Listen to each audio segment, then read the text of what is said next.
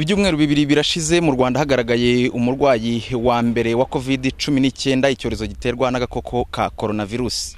Abarwayi ba mbere bagaragaye ahangaha mu Rwanda bafashirizwa ahangaha hasanzwe hazwi ikigo nderabuzima cya Menya. Muri iyi nkuru tugiye kugutembereza tukwereke mu by'ukuri ubufasha bahabwa ndetse no kubuzima bwabo bwifashe bana natwe. Ni mu masaha yo ku gicamunsi tugeze mu kigo cyakirirwamo abanduye coronavirus giherereye i Menya mu karere ka Nyarugenge. Amatsiko ni yose ariko tutarinjira muri iki kigo. Imodoka izwi nka ambulance cyangwa ingobyi y'abarwayi irahageze izanye umurwayi mushya wanduye iki cyorezo.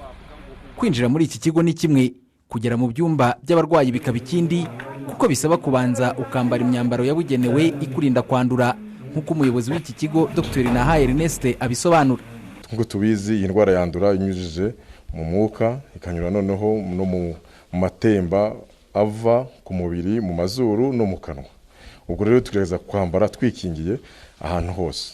Ushobora gusanga umuntu akoroye akakwanduza, ushobora gukora ahantu ugasanga yahakororeye none yashize ibyo bintu.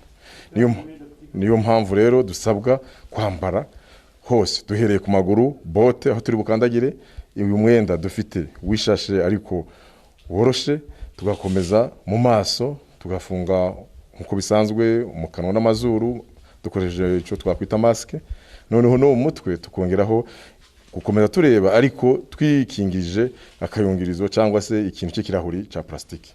Nyuma twerekeje mu byumba by'abarwayi.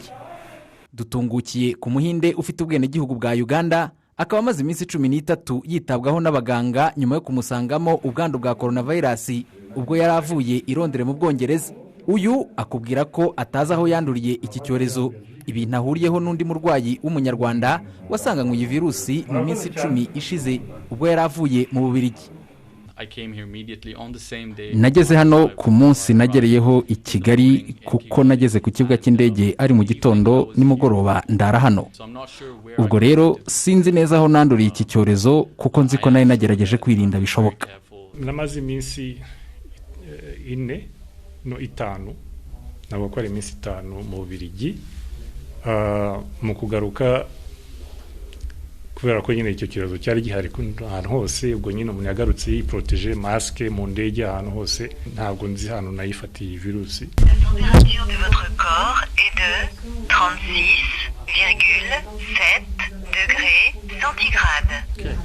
Haba babombi yaba na mugenzi wabo ukomoka mu gihugu cy'Ubudage, bose bemeza ko bameze neza, yewe ngo nta n'ikimenyetso na kimwe cya coronavirus bakigaragaza, bagashimira abaganga na leta y'u Rwanda muri rusange ikomeje kubitaho nta kiguzi.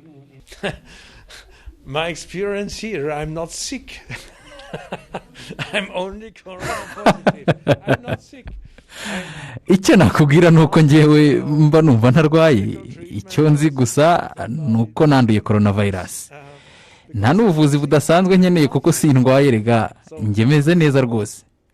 Hano icyo mfite ni igitanda, na amafunguro n'amazi yo kunywa, nta kindi nibereye hano. Now I'm here. Niyo bwiye abantu kuri hano bahita bateza ko uryamye igiye gupfa.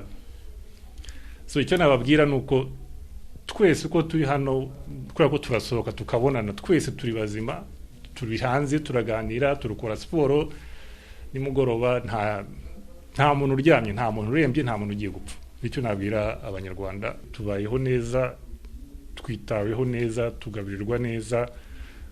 Buri kimwe gifite televiziyo, murabibona hano hari internet yihuta cyane, buri wese ari online, tubona amakuru, tuvugana na famille zacu, n'inshuti zacu. So vraiment icyo ntabwo naboneraho gushimira leta y'u Rwanda ko yashyizemo imbaraga nyinshi mu gufatirana iki cyorezo hakiri kare cyane, kandi n'abagaragaweho iyi ndwara kwitabwaho mu buryo bwiza cyane. Umuyobozi w'iki kigo abarwayi bavurirwamo Dr. Ernest avuga ko mu barwayi ba coronavirus bamaze kugaragara mu Rwanda nta n'umwe urembye, ariko nanone ngo nta kwirara. Ifundo rya mbere nuko indwara imara iminsi 14 itarigaragaza. Uno munsi wa mbere umubiri wanyu ushobora kuyirwanya ukayitsinda, ejo ugakomeza, ariko ejo bundi ukananirwa, none nkatangira kugira ibimenyetso.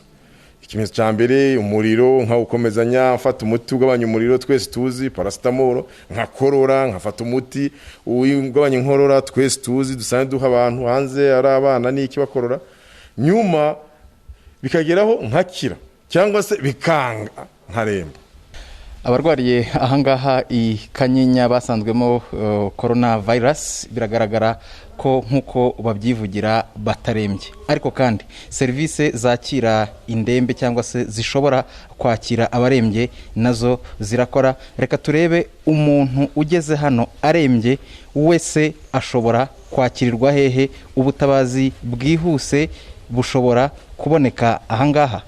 Nubwo u Rwanda rutaragira umurwayi n'umwe wa coronavirus urembye, rwiteguye ko hagize uboneka nawe yakwitabwaho agahabwa ubutabazi bwose bushoboka, kuko aha i Kanyinya hari ibyangombwa byose bikenewe mu kwita ku ndembe z'icyorezo cya coronavirus. Mu barwariye muri iki kigo kandi harimo umurwayi wa mbere w'iki cyorezo wagaragaye mu Rwanda, akaba amaze ibyumweru 2. Dr. Naha Ernest avuga ko uwo murwayi ari mu batagaragaza ikimenyetso na kimwe, ndetse ko yatangiye gukorerwa ibizamini ngo harebwe niba virusi yarashize mu mubiri we bityo abe yasezererwa. Gufata icyemezo cyo gusezerera umurwayi wa coronavirus bikorwa nyuma y'iminsi 14 byemejwe ko yayanduye, agakorerwa ibizamini byo kwa muganga byagaragaza ko ntayo agifite, akongera gupimwa byagaragara ko ntayo, akabona gusezererwa, ariko nabwo akaba yishyize mu kato k'icyumweru. Divin Wayo, Televiziyo Rwanda.